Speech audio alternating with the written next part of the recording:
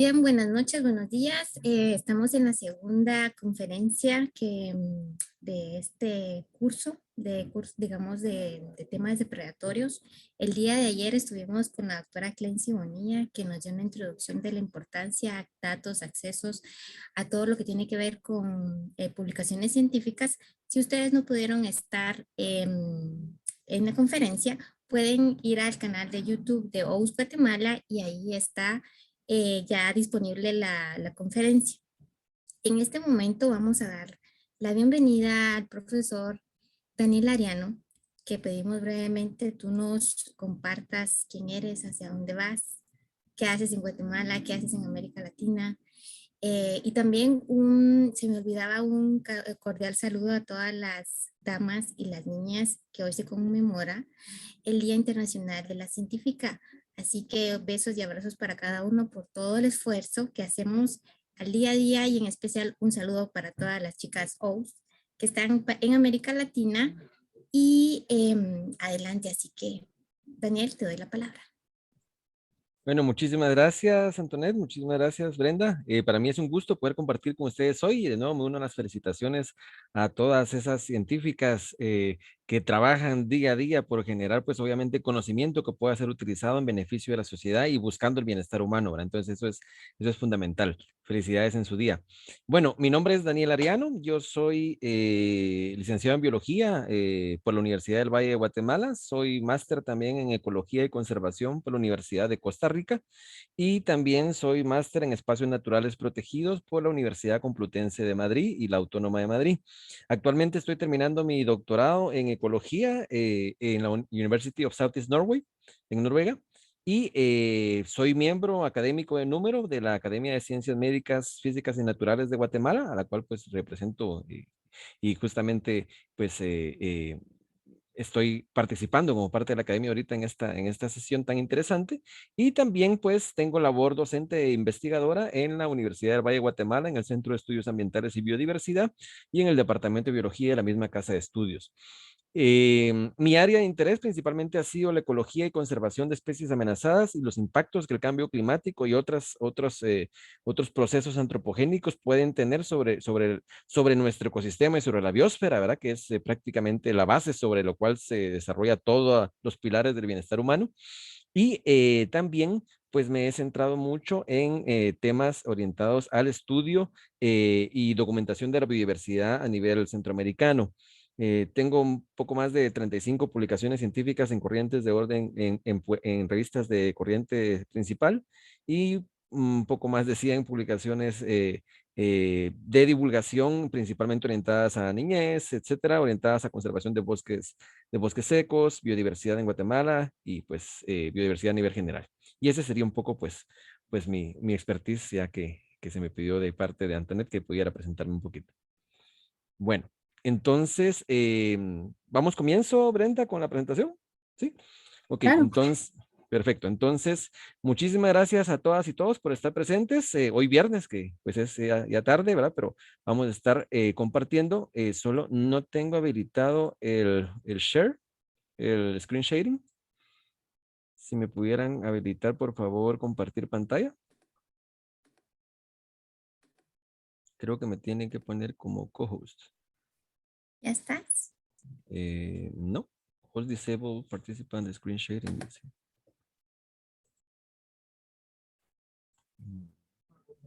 No sé si me puedes poner como co-host. Un segundo.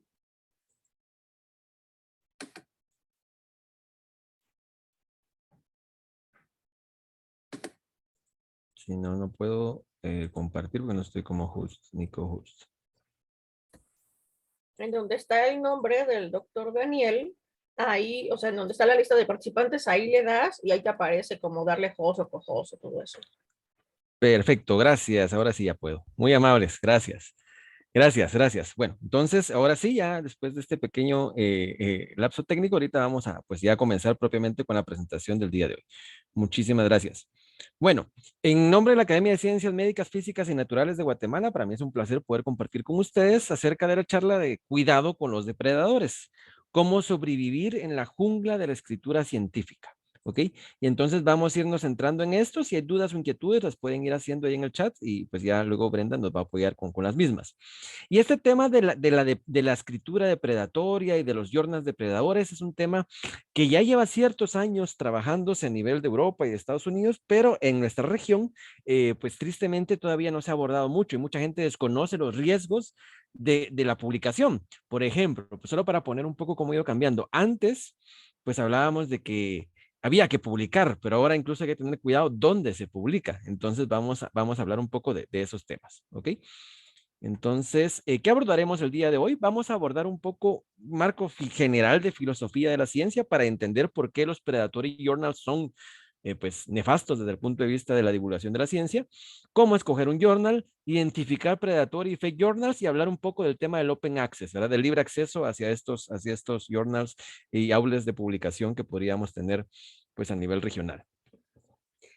Para entender primero qué es ciencia, basándonos un poco en la filosofía de la ciencia, dividirlo y poder separar entre lo que es realmente ciencia y lo que es pseudociencia, ¿verdad?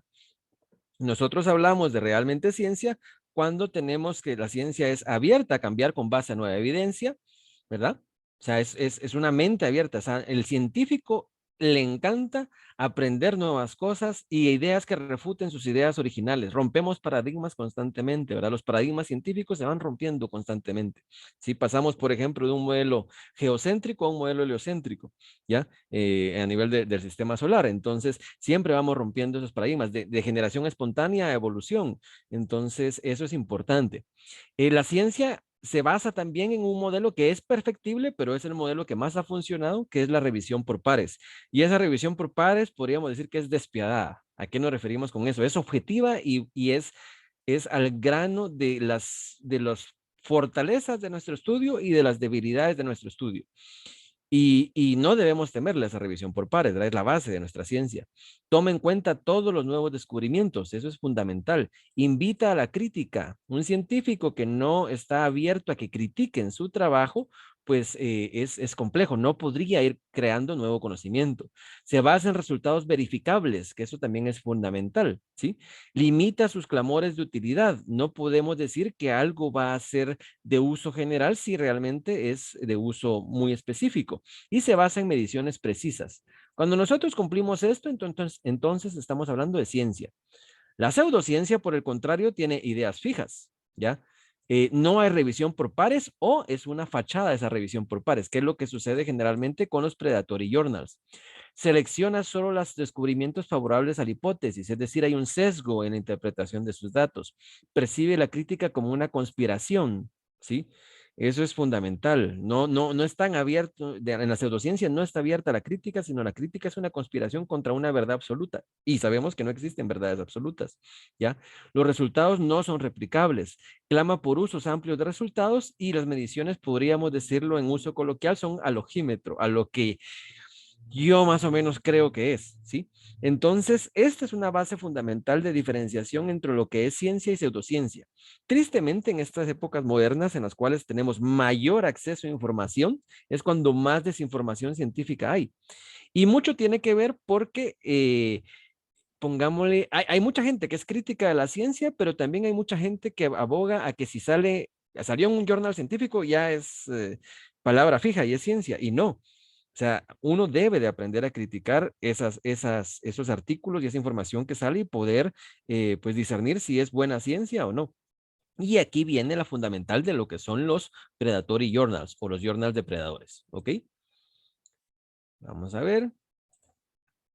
Entonces, la comunicación, ¿verdad? La ciencia, si nosotros tuviéramos que definir cuál es una de las bases fundamentales de la ciencia, es comunicar efectivamente los resultados de esa ciencia. La ciencia no está terminada hasta que es comunicada. Y generalmente, ¿dónde comunicamos nosotros nuestra ciencia? En estos aules de publicación, ¿verdad? En estos journals o revistas, etcétera, indexadas o no indexadas a nivel internacional, que pues podemos nosotros estar divulgando la ciencia. Obviamente vamos a escoger principalmente revistas indexadas, ¿sí?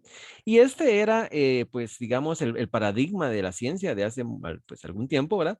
En el cual hablamos de que pues inicia con una idea. Primero, pues no empiezo, pues muero, perish. Tengo una idea, pero se queda solo a nivel de idea y no hago nada más, pues perish, muero. Si hago la investigación, pero tampoco nunca escribo, perish, vuelvo a morir. Escribo, pero nunca publico, vuelvo a morir. Debo de publicar, ¿sí? Y este es un proceso, esta es la base en la cual se basa la divulgación de la ciencia a nivel global, ¿verdad? Debemos de publicar constantemente y someter nuestra ciencia al escrutinio de nuestros colegas, porque nuestros colegas que dominan nuestro marco teórico científico son los que van a poder juzgar la calidad de nuestros resultados de una manera objetiva, ¿sí? Y eso es importante. Entonces, publicación es publicación. Si el fin último de todo científico es publicar, y lo que queremos es publicar y publicar y publicar, mientras más publicaciones, más acreditación científica, etcétera, pues eso es como lo que comprendemos y lo que entendemos, ¿verdad? Que tenemos que publicar. Entonces, publicación es publicación. ¿Cualquier publicación será válida? Pues no, ¿ok? No todas las publicaciones podríamos considerarlas como válidas o podemos considerarlas como buena ciencia. Y vamos a ver justamente por qué. Y una de las principales características para ver si una publicación es buena es ver si está en un journal depredador o no. Y vamos a ir viendo eso un poquito más adelante. Un problema que existe principalmente en nuestros territorios, ¿verdad? En el sur global, es que mucha de nuestra información la dejamos a nivel de literatura gris. Un informe para una comisión científica, para una secretaría de ciencia, para un fondo de investigación, un informe para un donante, un informe para una universidad, tesis que no se publican más allá de la tesis de la universidad, etcétera, y que nadie más va a leer porque no van a ir a la biblioteca de la universidad a verlas. Tenemos enormes acervos de información en literatura gris. Y un gran problema es que mucha de esta información es valiosa, otra no necesariamente es tan valiosa, pero no está accesible para el gran público hasta que no pasa a lo que es la publicación científica. ¿Sí? Y en esa publicación científica es importantísimo el escoger bien esos canales de comunicación, ¿ya? Por ejemplo, lastimosamente, digamos, a nivel regional centroamericano todavía no existen muy bien definidos estos estándares, tal vez en algunas universidades sí, pero en general no, en cuanto a cuáles son los canales de publicación aceptados. Pero generalmente la tendencia global es que ya las instituciones, universidades, institutos de investigación, etcétera, le dicen a sus investigadores, usted puede publicar en estos journals y si publican estos puede tener mayor, digamos, valor a lo interno su publicación y no puede publicar en estos otros journals. ¿Por qué? Porque la calidad del proceso de revisión de esa ciencia difiere entre las revistas, ¿sí? Entonces, eso es algo fundamental a ir teniendo en cuenta. Este, pues, justamente es un comentario de Richard Corlett, publicado en Biotrópica, en el cual, pues, justamente, pues, tiene hace esta análisis referente a la crisis de la literatura gris. O sea, estamos inundados de literatura gris en el sur global, pero esa literatura gris debe de pasar a ser, pues, ya una revisión por pares fuerte, ¿ok? Entonces, eso es importante. Entonces, ¿cómo es generalmente el proceso de publicación científica? Esta es una caricatura de Nick, un caricaturista de ciencia muy famoso, junto con Larson, pero ejemplifica prácticamente el trabajo que todos los científicos tenemos al día a día cuando estamos enviando un artículo, ¿verdad? Y esto que está acá es el proceso del peer review, de manera cómica, pero digamos es como es el peer review, ¿ya? Nosotros pues sometemos un artículo y ese artículo es disectado hasta lo mínimo por pares que son expertos en el tema o en el área de expertise del artículo y comienzan a generar pues sugerencias, inquietudes, etcétera. Y este proceso del peer review, la meta es que el paper sea aceptado. Pero aún que no sea aceptado y que tengamos la mala noticia de que es rechazado, el proceso de la revisión por pares es fundamental porque nos ayuda a enriquecer nuestra ciencia. Muchas veces el someter un artículo, aunque al final no sea aceptado por la revista, enriquece el mismo, porque los puntos de vista de otros científicos, otros abordajes, otras formas de análisis estadísticos o el detectar ciertas limitaciones de nuestro estudio que habíamos pasado por alto, nos hace enriquecer y aprender. ¿Sí? Entonces, y siempre los científicos estamos aprendiendo, ¿ya? Eso es algo fundamental. Entonces, el proceso de revisión de un artículo, pues generalmente, pues la meta es que sea aceptado, Esto pasa el 1% de las veces. O sea, el hecho de que uno mande un artículo y pum, se lo aceptan así sin revisiones es rarísimo. Ya casi no sucede. Generalmente lo que hay son revisiones menores o revisiones mayores. Revisiones menores son revisiones de forma. Le aceptamos el artículo si usted hace estos cambios. Y revisiones mayores son revisiones en las cuales pues nosotros le aceptamos el artículo, pero usted debe cambiar, por ejemplo, el enfoque metodológico o el análisis, o le solicitamos que haga más muestras, etcétera. ¿Ya? Luego puede haber una forma que se llama rechazado con invitación a resubmitir, ¿ya? Ese sería cuando es, digamos, el artículo es rechazado, pero se cree que tiene potencial y entonces se le dice, mire, vuélvalo a escribir y vuélvalo a mandar para ver si ya lo volvemos a pasar al proceso de revisión por pares. Y luego el otro es rechazado, ¿okay? Que simplemente puede ser rechazado por mala calidad de la ciencia del artículo, por malos análisis estadísticos o malos supuestos, o por que simplemente el artículo no iba hacia el aim y scope del journal, es decir, no iba hacia el objetivo de publicación de ese journal, ¿sí? El proceso usualmente tarda entre 3 y 12 meses, ¿ya? Este es el proceso general de publicaciones, ¿sí? Y cuando hay hay ciertas revistas que se especializan en publicaciones rápidas, generalmente lo mínimo son 2 meses, alrededor de 2 meses, ¿sí? Entonces, ese es como un tema de un artículo que puede pasar una revisión rápida, pero este proceso depende de que los revisores hagan el proceso de revisión, le manden a uno sus correcciones, uno haga las ediciones en el tiempo correcto y los editores estén de acuerdo con los cambios y al final, entonces, pasa a ser aceptado, ¿sí? Entonces, eso es más o menos como estamos trabajando. Y pues entonces eso llevaba a que pues hay que publicar, ¿verdad? Y cada vez hay una presión más grande en los investigadores. Primero no es solo publicar, ¿verdad? O sea, como una meta, no, ahora es publicar o muere su carrera de investigador. Luego era, bueno, tiene que publicar, pero en journals de alto impacto o muere su carrera de investigador. Y últimamente debe publicar en journal de alto impacto frecuentemente y tal vez entonces no muere su carrera como investigador, ¿sí? Entonces hay una presión enorme por investigadores a nivel mundial en publicar. Y muchos de los journals, generalmente, hay unos que no cobran por publicación, hay otros, si usted va a querer que su artículo sea open access, es decir, que no tenga que pagar yo por descargar el artículo, sino que esté disponible libremente para cualquiera que lo quiera descargar, pues se paga una cosa que se llama el APC, el Article Processing Charge, que es como una carga que se da en un pago que se da porque ese artículo esté libre para todos, ¿sí? Esa es parte del movimiento del Open Science, ¿verdad? Que tener pues libre acceso a la información, a los datos y a los artículos. Como hay dinero, digamos, en este modelo, pues surgió un modelo de negocio que son los Predatory Journals. Y los Predatory Journals es un modelo de negocio. ¿Cuál es el modelo de negocio? Usted tiene una presión por publicar, yo le ofrezco un canal de publicación en el cual usted me paga y yo le aseguro que su artículo sale publicado. No lo dicen expresamente, pero eso es prácticamente lo que está detrás de los Predatory Journals.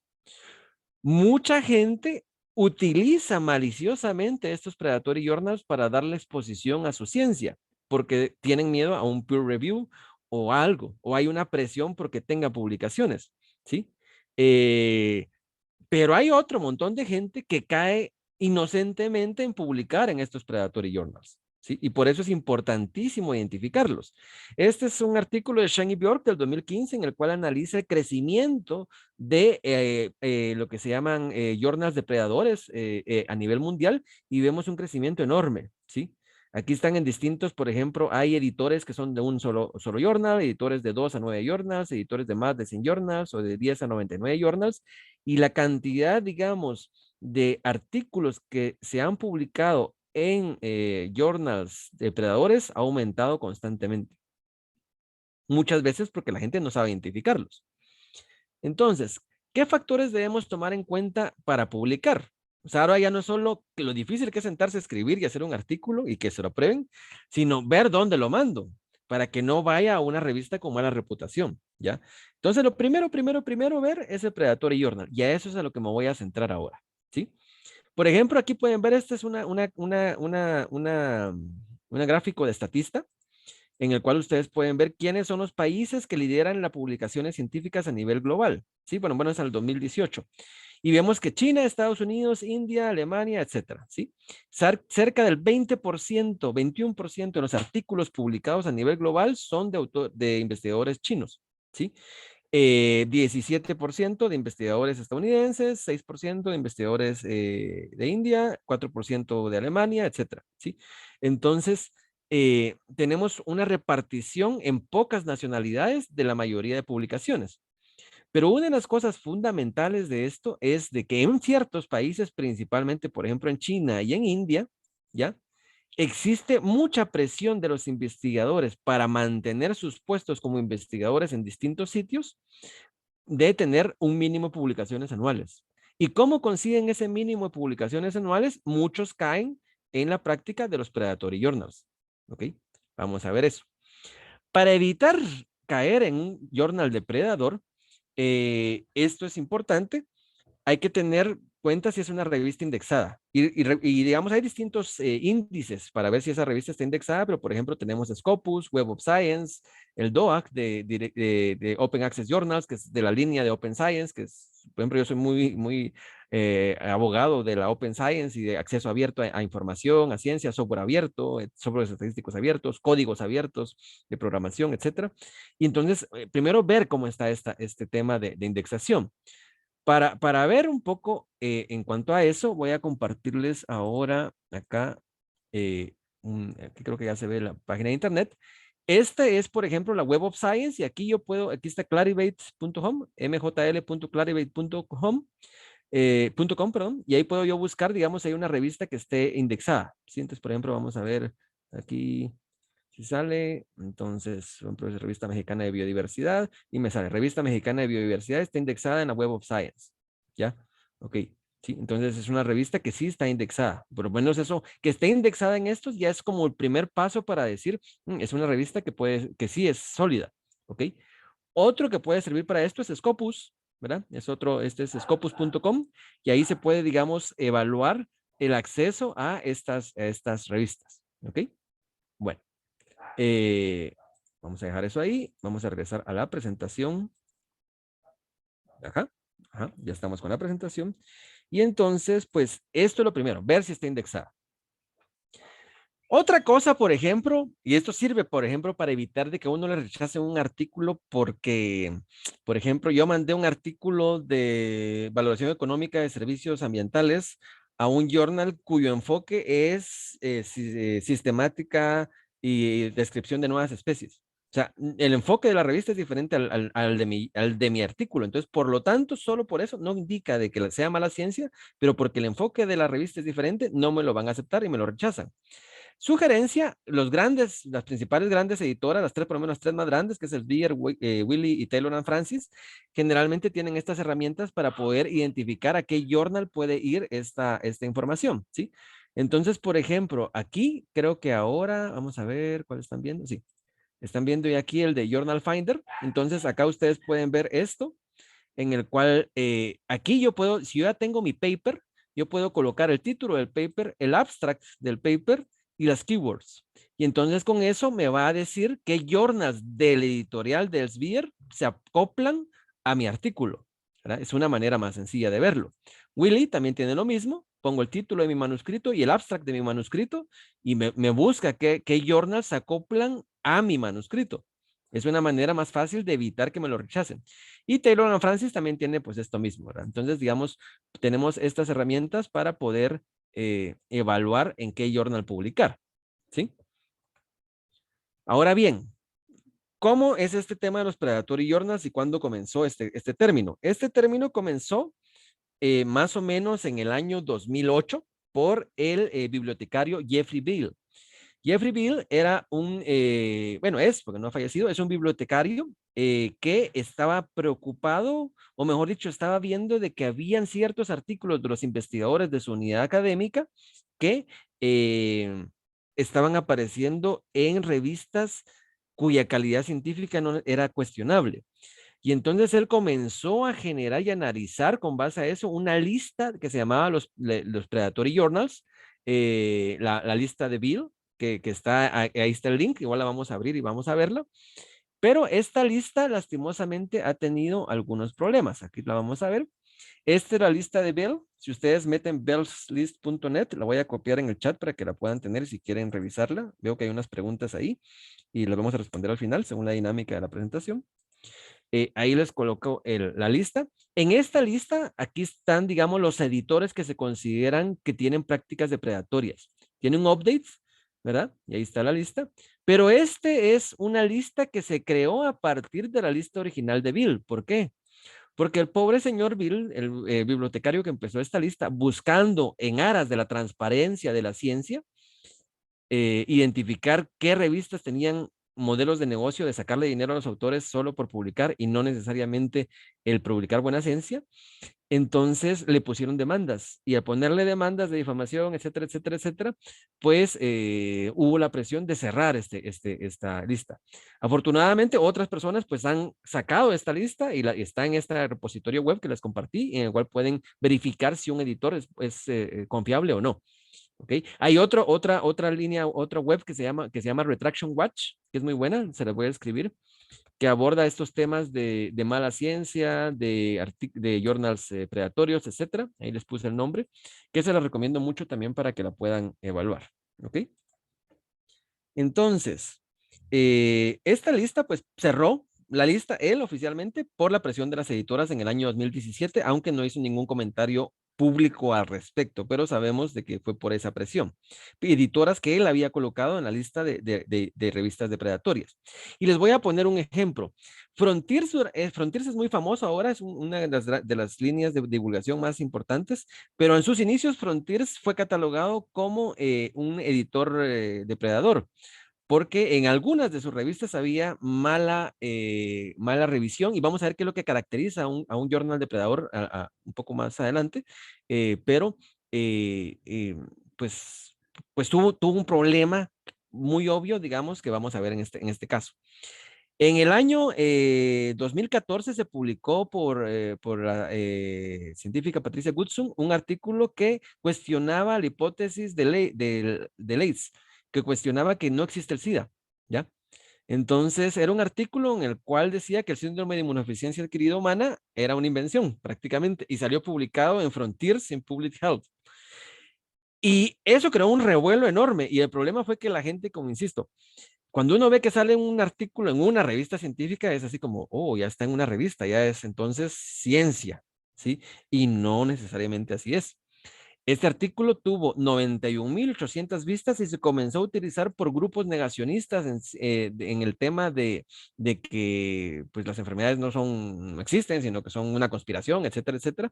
Y comenzaron a utilizarlo para promover malas prácticas de profilaxis sexual, etcétera, ¿sí? Hubo una revisión del comité editorial de la revista y despidieron de hecho al editor de la revista porque no hizo su trabajo en ver bien el artículo y prácticamente lo pasaron como por trámite. Y el problema fue que varios investigadores lo refutaron, se publicaron 2 comentarios a ese artículo en esa revista, pero el daño ya estaba hecho. ¿Por qué?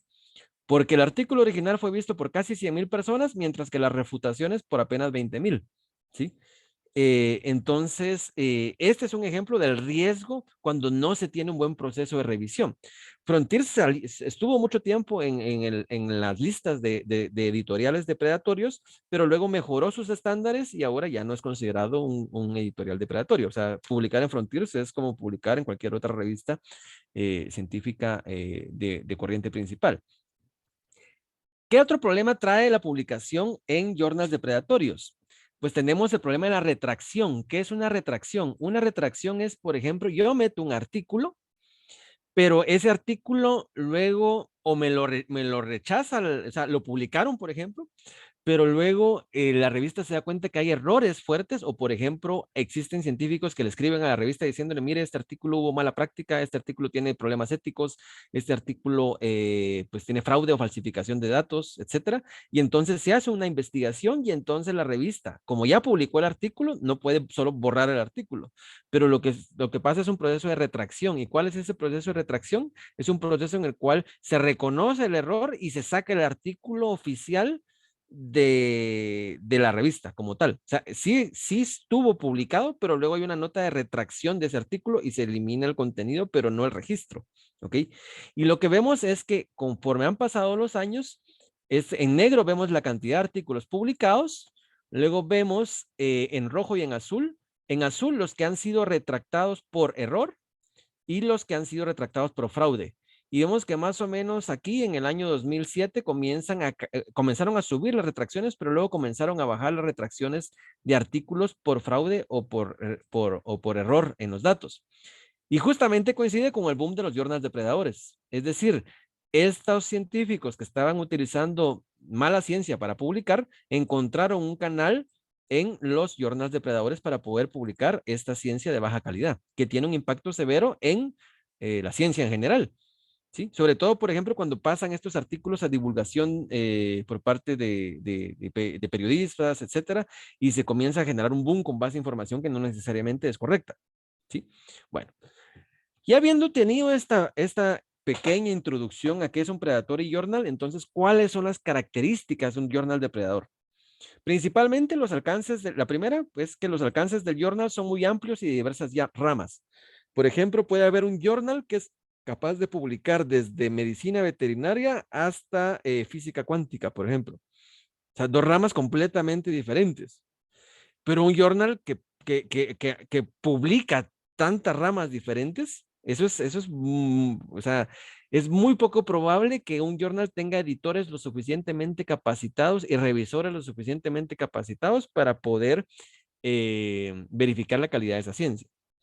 Otra cosa clásica es el sitio web tiene errores ortográficos y gramaticales que vamos a ver. El homepage del journal está dirigido en su lenguaje a los autores y no a los lectores. O sea, un journal está orientado a los lectores, a los científicos que van a usarlo. Pero los journals depredadores generalmente no mencionan, este es el artículo más reciente, este es el artículo más citado, esta es la lista del último número de la revista, sino van al grano y dicen, si usted quiere publicar, esta es la forma de publicar, estos son los costos de publicación, etcétera. ¿Sí? Generalmente dicen que están indexados usando Google Scholar, ¿verdad? Entonces ya salen en Google Scholar, entonces ya está indexado, y eso no es que esté indexado, ¿ya? ¿Ok? No describen el proceso de manejo o peer review de sus manuscritos. Eso también es importante. No se dice si es un sistema doble ciego, si es un sistema triple ciego, que casi no se usa, si es un sistema de ciego simple en la revisión por pares. Los editores son desconocidos o incluso inexistentes. Incluso a veces hay revistas que tienen como editores de la revista en su webpage a editores que ya fallecieron. Y ahí están, o incluso científicos de renombre que los meten como editores y nunca han dado su autorización para ser editores de esa revista. ¿Sí? También otra cosa clásica es los manuscritos son requeridos por envío de email. Mande su adjunto en un correo a Gmail. O sea, eso es totalmente informal. Los journals de reputación actualmente utilizan plataformas como Manuscript Central, Editorial Manager o algún otro tipo de mecanismo de análisis o de subida de información a nivel de la web que sea un poco más sistematizada. Otra cosa, prometen la publicación rápida, ¿verdad? Un journal nunca les va a prometer una publicación, ¿ya? Un journal no puede asegurar que se va a publicar su trabajo, porque depende de la calidad de ese trabajo. Otra cosa, no hay una política clara de retracción de manuscritos. Y ese es un gran problema, porque en muchos casos los predatory journals se vuelven extorsionadores. Aquí lo que quiero decir esto. Hay casos documentados de investigadores jóvenes que en su inocencia han mandado un artículo, por ejemplo, su tesis de disertación doctoral o de maestría, etcétera, a un journal que resultó ser depredador. Y cuando se dan cuenta, quieren retraer el manuscrito, o sea, ya no quieren que siga la publicación ahí, sino quieren sacarlo de ahí para poderlo mandar a un journal más reconocido. Pero lo que sucede es que cuando ya llegó ahí, y como generalmente cuando lo mandan, hay una cosa que dice que acepta que está en proceso de revisión, el Predatory Journal le dice que no le puede retraer el artículo a menos que pague por el costo de la publicación del artículo. Y entonces muchos investigadores terminan pagando porque les devuelvan su artículo para poderlo publicar en otra revista. ¿Y eso por qué?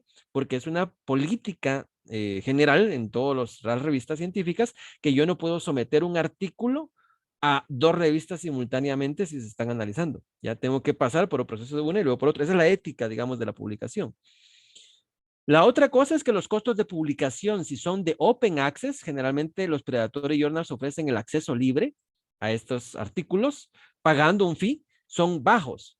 O sea, los costos por ejemplo, yo puedo publicar en muchas revistas de corriente principal sin pagar.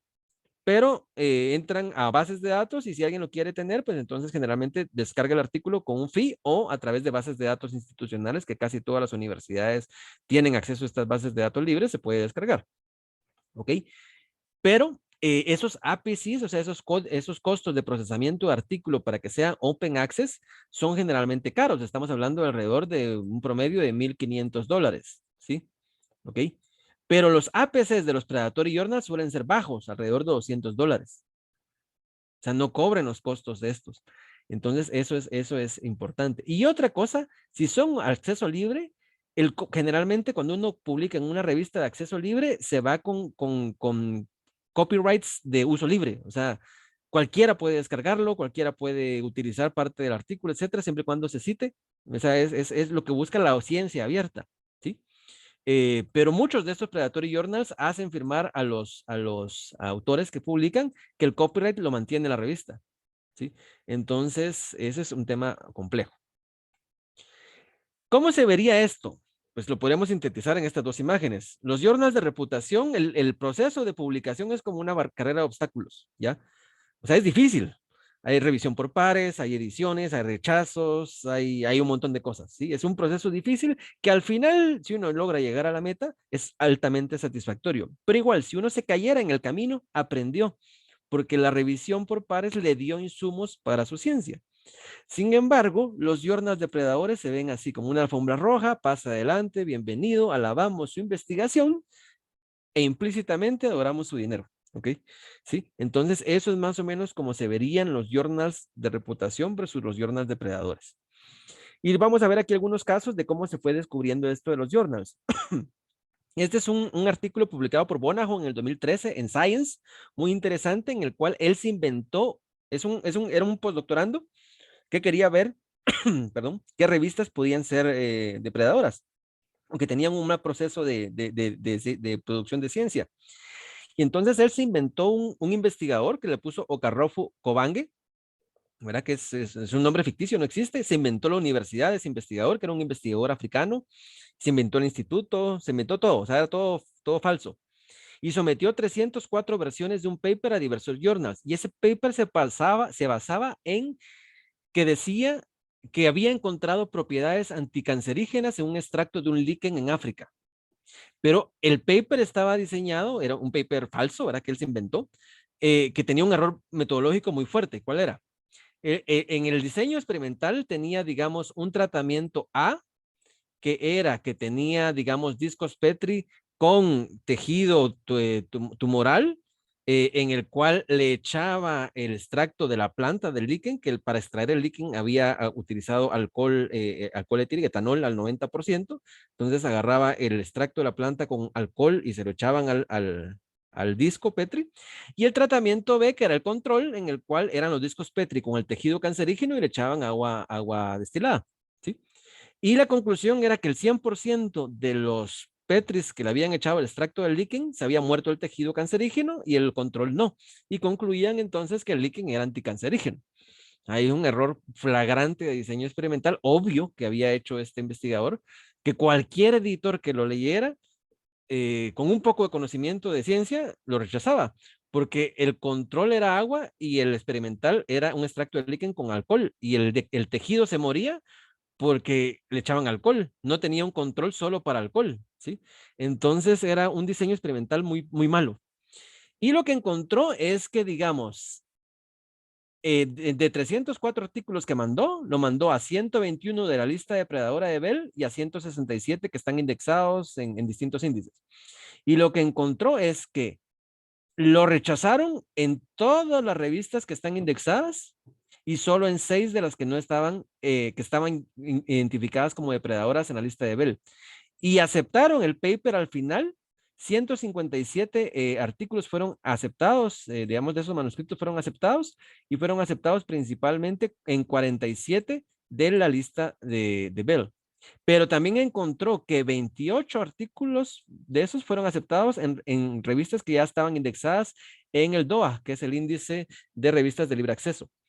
Entonces, ahí eso fue como un boom. En ese año comenzó de hecho despidieron a muchos de los editores de estas revistas que ya estaban indexadas por el error, pero demostró que los journals depredadores publican mala ciencia, ¿sí?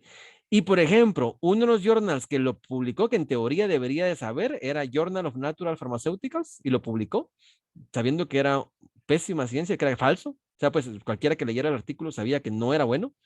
Y luego una cosa que nada que ver, un journal que se llamaba Journal of Experimental and Clinical Assisted Reproduction. ¿Qué tiene que ver reproducción asistida con propiedades anticancerígenas de un líquen? Nada, pero se publicó ahí después de un módico pago de $200, ¿verdad? Ok, entonces, bueno, al final no lo publicó, o sea, ya lo dejó ahí parado y luego publicaron este artículo en Science en el cual pues propiamente denuncian este caso. Otro, este fue publicado por Sorokowski en el 2017 en Nature. Aquí estos investigadores lo que hicieron fue ya no mandar un artículo inventado, sino decir que querían ser editores de una revista, ¿sí? Para ser editor de una revista científica debo ser un experto en el tema y con amplia experiencia en publicación de artículos científicos, en edición, etcétera. Y entonces ellos mandaron pues a distintas revistas, a los que tenían sus contactos, inventaron una investigadora ficticia que le pusieron Anna Osus, y Osus en polaco creo que era, no me acuerdo en qué idioma, significaba fraude. De hecho, entonces así como para todavía ser un poco más irónicos y sarcásticos con el proceso. Y mandaron pues esas ediciones y la aplicación, pues el correo que aplicaba Ana Osus para ser editora, mandaba su currículum en el cual tenía ningún artículo publicado, tenía una lista de libros que si uno lo revisaba eran falsos, no estaban, el ISBN no correspondía al libro, y títulos falsos, o sea, ponía que era máster, licenciada, doctor, etcétera, y que no tenía los títulos, eso es usurpación de calidad, ¿verdad? Es un delito, ¿sí? Entonces, lo que encontraron fue que en los journals de predadores, 54% de ellos no le respondieron, pero fue aceptada en el 33% de ellos, ¿sí? Y en los journals indexados, no fue aceptada en ninguno, ¿ok? ¿Sí? Entonces ahí vemos la diferencia entre un journal depredador y un journal aceptado. Un journal aceptado publica ciencia, un journal depredador publica pseudociencia, ¿sí? ¿Ok? Y vean otro caso típico. Si ustedes ya han publicado algún artículo, etcétera, generalmente les va a comenzar a llegar este tipo de correos. Estimado colega, lo invitamos a someter su manuscrito al journal tal. Eso ya es una red flag, una señal de alerta de que ese es un journal depredador. Por ejemplo, este es un correo que me mandaron en el 2018, ¿verdad? En el cual me invita el International Journal of Current Research in Life Sciences a mandar un artículo. Y aquí, ¿verdad? Que dice que es peer review, que puedo mandar el artículo. Aquí tiene incluso, vean, dicen que está indexado con un factor de impacto muy alto y que lo tengo que mandar por correo, etcétera, ¿verdad? O sea, esto ya me suena a que es algo, pues no bueno.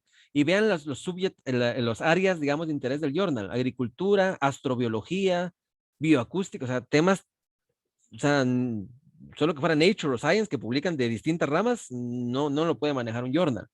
Este es otro. Pues yo soy docente, ¿sí? Doy cátedras en la universidad, pero yo no soy un experto en educación, no soy pedagogo.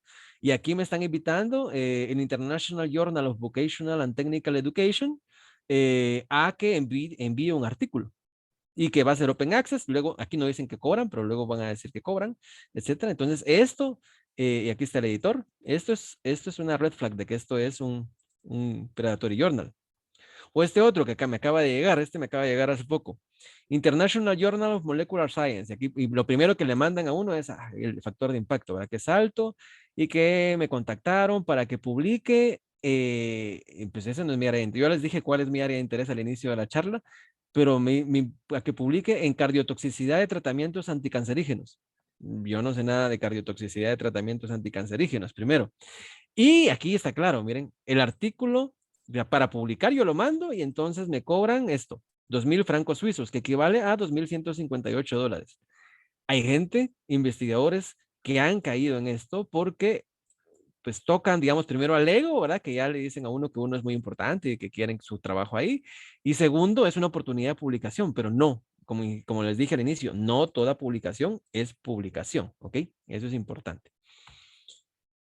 Otra característica para identificar los predatory journals, o sea, por ejemplo, a veces imitan sitios. Por ejemplo, aquí está BMC, que es Biomed Central de Springer Nature, que este es bueno, un editor bueno, digamos, y este se llama Biomed Press. Este es la copia, digamos, falsa, la falsificación, digamos, del editor de Biomed Central. Y tiene journals muy parecidos al otro, pero es predador, ¿sí? Hay que tener mucho cuidado con eso. Otra cosa, por ejemplo, MDPI es un editor que pues está en la línea gris entre si es depredador o no, pero varios autores lo consideramos como con prácticas depredatorias, ¿ok? Comparado con un editor conocido como Sbear, ¿ya? Entonces, por ejemplo, vean, este es un artículo que se tardó, lo mandaron, de hecho no son 52 días para publicar, pero para ser aceptado lo mandaron el 15 de septiembre y lo aceptaron el 1 de noviembre. ¿Ok? O sea, en 45 días pasó el proceso de enviarlo, que el editor lo mandó al revisor, que el revisor lo revisó, que los revisores mandaron al editor, que el editor hizo todo, se lo mandó al autor, que el autor hizo los cambios, que se lo mandó al editor, que lo volvieron a revisar todos y dijeron, ok, y publiquémoslo. O sea, es imposible, ¿sí? Los journals de rápido acceso, por ejemplo, este es un típico track de tiempo de una publicación de rápido acceso, porque sí hay journals de rápida publicación, eh, pero no son tan rápidos. O sea, este, por ejemplo, que es ultra rápido, se tardó 77 días, no 51 días, ¿sí? Y 77 días en ser aceptado, no en ser publicado. Este se tardó 51 días en ser publicado. En ser aceptado se tardó 45, ¿sí? ¿Ok?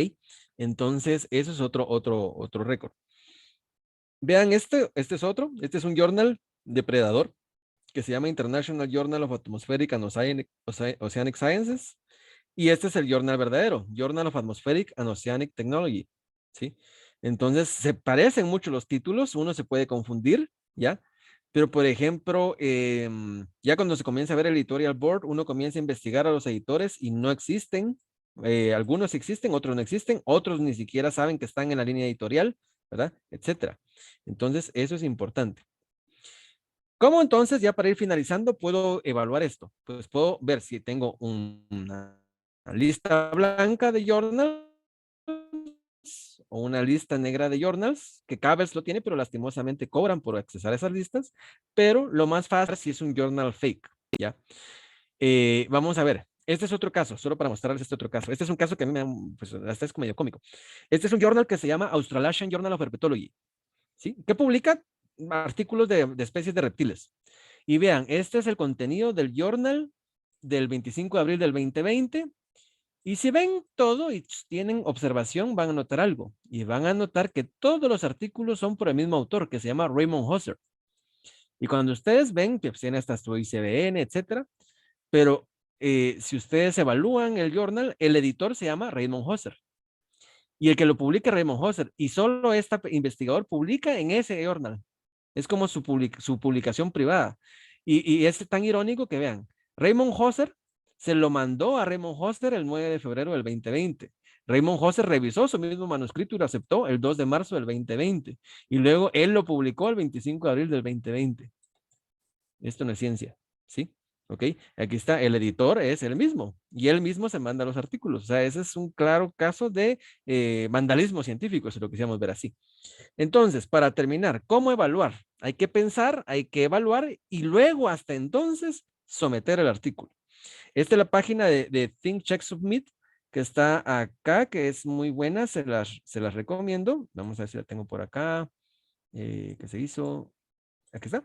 Entonces, esta página, Think, Check, Submit, se la voy a poner también aquí en el chat para que puedan accesar y revisar si los journals en los cuales están pensando publicar son depredadores o no.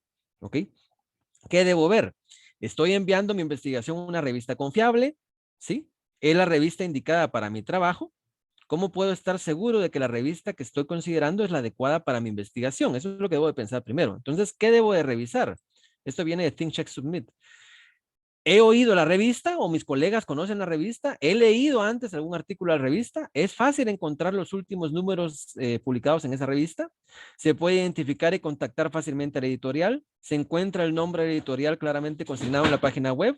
¿Puedo contactar al editorial por teléfono, correo y electrónico y postal? La revista es clara con respecto al tipo de revisión, están los artículos indexados, son claros los costos de publicación, reconozco al comité editorial, sé si está indexado o no, eso es lo que tengo que revisar y si todo eso se cumple, entonces envío, ¿ya? Y si lo envío, eso es importante, ¿por qué? Porque mi ciencia debe ser primero buena ciencia y primero debe estar al servicio de la sociedad.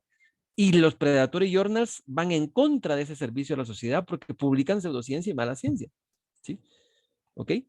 Editores open access que tienen buena reputación, pues aquí hay algunos. Está Hindawi, por ejemplo, que hay mucho del sur global que se publica ahí, Pensoft, Interresearch, Magnolia Press, y luego ya los más grandes, Elsevier, Williams, Springer, Taylor and Francis, y algunos que podrían tener características depredatorias, aquí hay algunos, ¿verdad?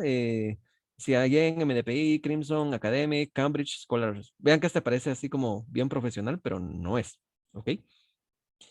Entonces, solo para terminar, ya sé que estamos contra el tiempo, pero igual habíamos empezado un poquito después. Solo voy a ponerles acá unas páginas de unos journals para que los veamos. Por ejemplo, vean, este journal, aquí sale el Impact Factor, se llama International Journal of Environmental and Agricultural Research. La página se ve medio profesional, ¿sí? Aquí puedo someter el artículo. Entonces, digamos, si quiero someter el artículo, me manda acá. Aquí puedo, pues, poner y someter mi artículo. Todo parece bien, ¿ya? Pero vean que para saber cómo le va el artículo, tengo que mandar una dirección de Gmail. Cómo está mi artículo, ¿ok? Y luego cuando comienza a ver la información, digamos, este es un journal depredador. Parece muy, muy bien, pero cuando lo busco en las bases de datos de depredador, me sale como un journal depredador. Cuando veo los board members, no necesariamente son los expertos en ese tema, ¿sí? Y de hecho, algunos ni siquiera están vivos, ¿ya? Y siguen en el editorial board, ¿ok? Entonces, ese es un ejemplo, un journal depredador. Este es otro ejemplo, un journal depredador que solo con ver la webpage se queda claro, ¿sí? O sea, es una muy mala calidad de diseño de webpage. International Association for Environmental Hydrology. Ese es un journal depredador. Este, por ejemplo, vean que se ve bastante pro su sitio, pero también es un journal depredador. ¿Y cuál, aquí, por ejemplo, qué nos podría dar el tip? Dice American Journal of Phytomedicine and Clinical Therapeutics. Y el editor en jefe está basado en una universidad iraní. O sea, ahí hay algo que no cuadra. Sí, eso es el American Journal, pero el editor en jefe está en Asia. Si fuera el Asian Journal, tendría lógica, pero aquí no cuadra, ¿sí? La mayoría de editoriales de predatorias están ubicadas en el sudeste asiático, ¿sí? Ahí está la práctica, digamos, de esto como modelo de negocio, ¿ok? Y aquí, por el contrario, esta es una revista reconocida de la Universidad de Costa Rica, la revista de Biología Tropical. Esta sí es una revista indexada, reconocida. Y, por ejemplo, si yo quiero someter mi artículo, entonces, pues, creo que aquí está el proceso de someterlo. ¿Dónde estaba? Uy, ahorita no lo encuentro. Pero aquí está, Submissions. Entonces, aquí está todo el checklist y tengo que crear un usuario para poderlo someter al sitio de la revista. ¿Ok? Entonces, pues espero que aquí tenemos esos datos. Uy, perdón, se cerró. Ya para terminar. Entonces, pues ahí les expliqué esos. Este es mi correo por si hubiera alguna duda, inquietud. Y muchísimas gracias por su atención. En nombre de la Academia de Ciencias Médicas, Físicas y Naturales de Guatemala, para mí fue un gusto compartir con ustedes. Y también en nombre del Centro de Estudios Ambientales y Biodiversidad de la Universidad del Valle de Guatemala, en la cual pues laboro, pues también agradecerles también su atención a esta charla y espero que haya sido de utilidad. Cualquier duda o inquietud, estoy a la orden. Y estas serán las Daniel, referencias de la presentación. gracias, Daniel. Daniel, solamente tenemos algunas preguntas en el chat. Yo veo dos que son bastante relevantes y que vale la pena tal vez responder. Y la primera dice, ¿qué se puede hacer o cómo se puede proceder cuando al momento de querer publicar uno digamos, la revista pues rechaza el artículo, pero luego al rato se encuentra que uno de los editores está publicando cosas similares al paper que nosotros quisimos como lanzar? Entonces, Sí. si pudieras contestar esa, y también la otra que me llama la atención es una que dice, pues debido a las limitaciones, ¿verdad?, de las revistas científicas, han surgido movimientos dentro del mundo académico de plataformas que dan libre acceso a artículos científicos como SciHub. ¿Cuál es la opinión al respecto que tienes? Ok, con lo de Sci-Hub es un poco complejo porque eso ya es, digamos, es diferente. Vamos a pasar al primero. El primer caso es un caso interesante que puede suceder. Afortunadamente a mí en mi experiencia de publicaciones no me ha pasado. O sea, menos mal que no me ha pasado, pero entiendo que pueda suceder en algunos casos en los que el editor esté trabajando la misma línea de investigación del investigador y obviamente no tiene ética profesional. Ahí lo que yo sugeriría es contactar al editorial board, porque un journal no tiene solo un editor, tiene un board, una mesa, digamos, de dirección del journal y escribirle a todos con el caso puntual, mandando el artículo original que se había enviado e indicando que le parece muy extraño que el editor esté publicando algo muy parecido a lo que envió.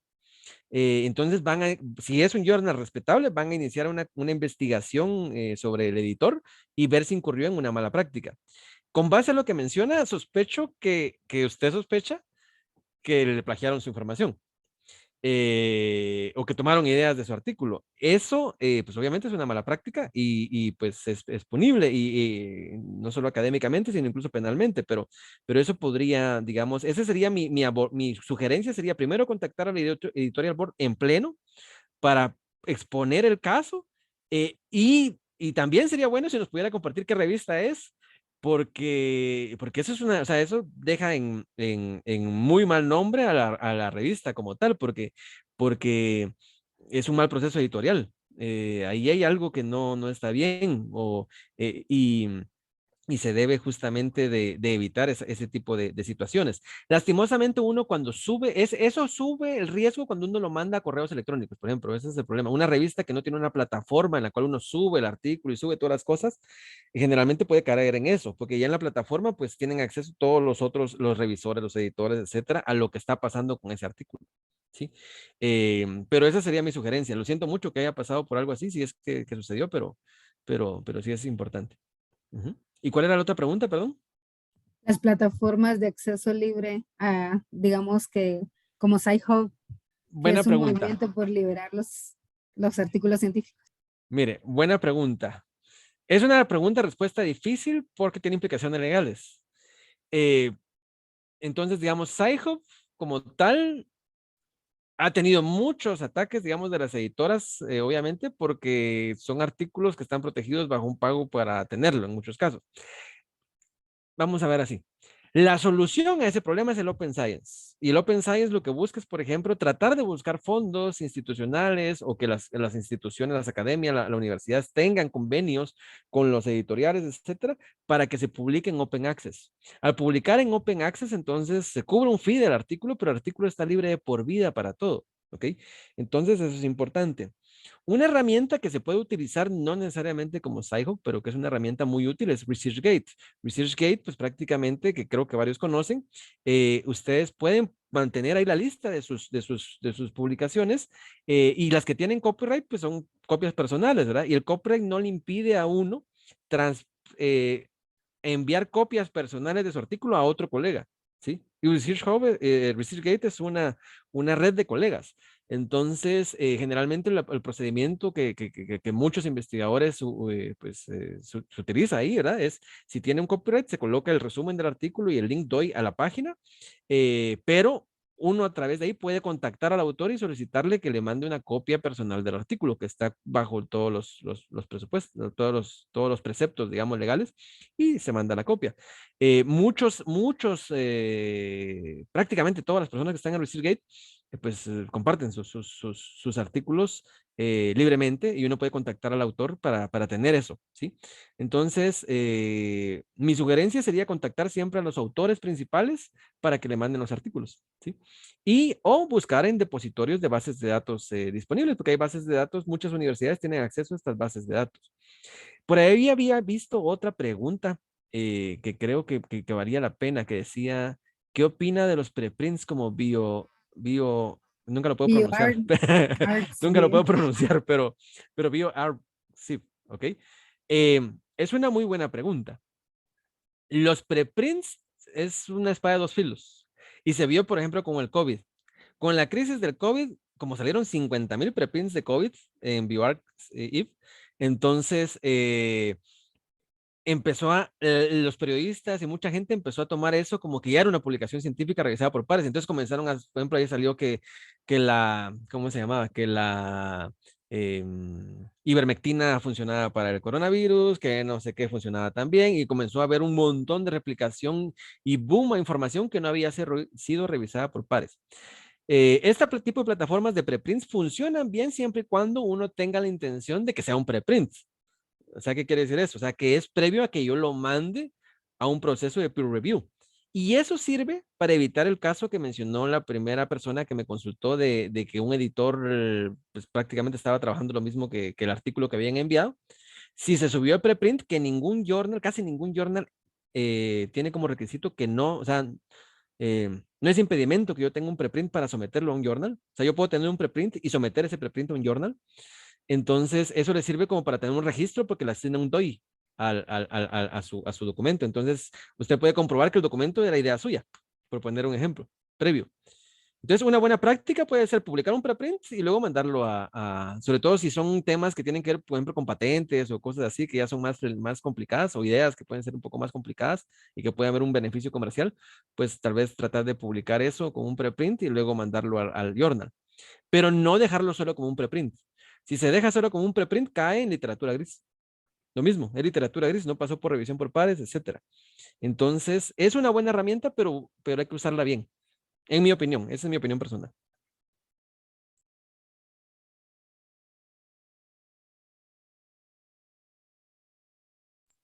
Gracias, Daniel. No sé si tenemos tiempo todavía para una persona que está levantando la mano. Yo con mucho gusto puedo Ok. quedarme hasta las 7:10, o sea, no hay problema. Ok. Xiomara, ¿puedes darnos tu pregunta?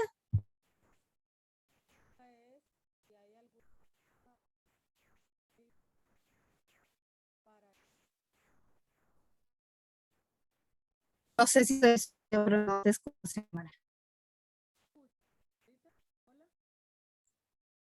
Creo que ya no sé si hay otras preguntas ahí en el chat.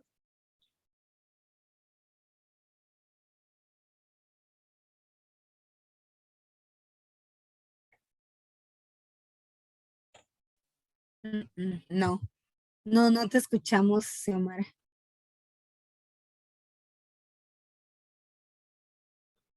Xiomara, no sé si puede poner su pregunta en el chat.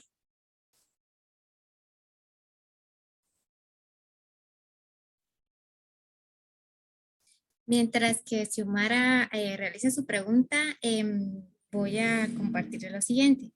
Em, Gracias, Daniel, por todas estas observaciones y por todo lo que nos has compartido. Para la próxima van a haber 3 sesiones más, que son el 18, el 22 y el 28 de febrero.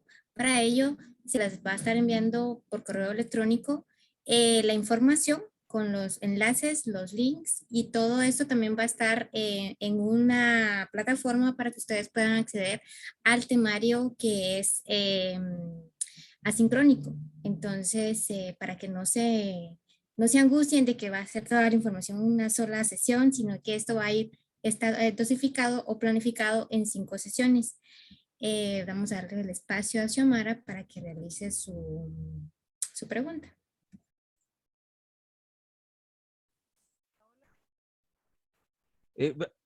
Aquí dice, hay una forma, igual vi otras preguntas, dos arriba que estaban bien interesantes y tengo tiempo todavía para responderlas si estamos hasta las 7:10. Aquí dice Xiomara, si hay una forma de derechos de autor científico para evitar las prácticas depredatorias.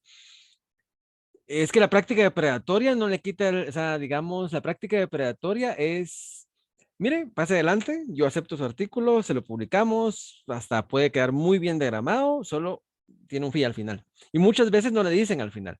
¿Ya? Y el problema es que cuando usted ya sometió el artículo ahí y no hay una política de retracción clara, le evita que ese artículo lo pueda mandar a otra revista. Porque las revistas sí permiten preprints, pero casi ninguna permite que haya revisión simultánea en 2 revistas. Hasta que no termine el proceso de revisión en una revista, no se puede mandar al otro. Entonces, eso es importante. ¿Ok? Derechos de autor que no pueden otros. Ya, en las revistas depredatorias, sí. Es lo que les decía. Generalmente las revistas depredatorias lo que hacen es que se quedan con los derechos de autor del journal, del artículo. O sea, encima usted paga por publicar y se quedan con el artículo. Generalmente las revistas pues de reputación, no, usted paga el Open Access y el artículo es libre para todo el mundo. ¿Ok? Entonces, eso es importantísimo. Luego aquí había otra pregunta ahí arriba que había visto que estaba hasta aquí arriba que la hice, que me parecía interesante, que dice, ¿qué limitaciones de derechos existen en las diferentes universidades de Guatemala para publicar una tesis? Muy buena pregunta. No deberían de existir si usted es el propietario de su tesis, digamos, o sea, usted es el propietario de su investigación y usted puede publicar su tesis, no hay ningún problema.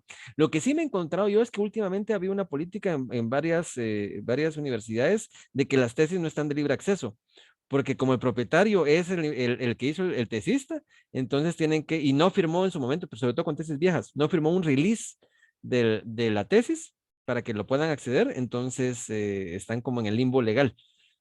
Pero el trabajo intelectual de la tesis es propiedad suya, entonces usted puede publicarla donde quiera, no hay nada y usted puede demostrar que es su propiedad intelectual, no hay problema. Y luego la otra pregunta que vi, que esa es una pregunta que siempre pasa, que es importante, ¿por qué siguen cobrando por publicar si no se le paga al autor ni al reviewer? ¿Dónde se queda el dinero que entra? Ese es un tema de fondo, creo que ahí sería un buen webinar para eso, pero sobre todo nosotros que estamos en el sur global, que tenemos poco dinero para investigación y poco dinero para publicar. Existen muy buenas opciones sin pago a nivel regional. Por ejemplo, revistas oficiales de las universidades de mayor prestigio latinoamericano. Por ejemplo, en la UNAM está la revista mexicana de biodiversidad o yo que soy del área de ambiente, pues voy a decir las que conozco de mi área, ¿verdad? Está el Acta Zoológica Mexicana del Instituto de Ecología de México, por ejemplo. Está la revista de Biología Tropical de la Universidad de Costa Rica, que son outlets indexados, o sea, revistas serias, revistas que valen, que no son depredatorias y que cobran 0 centavos por publicar. Y de hecho, la gran mayoría, incluso en editoriales como Elsevier, Willy, Taylor and Francis, etcétera, no le cobran a usted por publicar. O sea, es raro que le cobren por publicar. Solo le cobran por publicar si usted quiere que su artículo sea de libre acceso para todo el mundo. Lo que cobran generalmente es por acceder a ese artículo. ¿Ok? Pero en las revistas generalmente del sur global, que tenemos muy buena calidad de científicos en el sur global y revistas de muy buena reputación, generalmente no se cobra ni por publicar ni por acceder a los artículos. Entonces yo creo que ese es uno de los muy buenos outlets que tenemos a nivel regional para publicar. Pero por favor, no nos vayamos a ir a las depredatorias. Usemos los journals de reputación conocida a nivel regional. Bien, muchas gracias, Daniel, por cuestiones de tiempo. Sabemos de que tienes muchas cosas que hacer, pero ya nos dices tu correo electrónico si hay alguna persona que lo necesite o te escriba. Espero que tú le respondas o también puedes seguir con las redes sociales. Le repito nuevamente, el 18, el 22 y el 28 de febrero vamos a tener el seguimiento, digamos, de otras en mecanismos de las revistas depredatorias. Asimismo, les vamos a enviar por correo electrónico las indicaciones para que ustedes tengan acceso a todas las presentaciones, a las grabaciones y también a otros materiales que son importantes para nuestra región y que están en nuestro contexto. Así que pasen feliz fin de semana y no se olviden de seguir el canal de YouTube de OUS porque ahí van a estar las dos grabaciones. Así que pasen una buena tarde, buena noche. Gracias, Daniel, y nos vemos hasta una próxima. Gracias. Feliz noche, feliz fin de semana. Feliz noche, adiós. Feliz noche, gracias.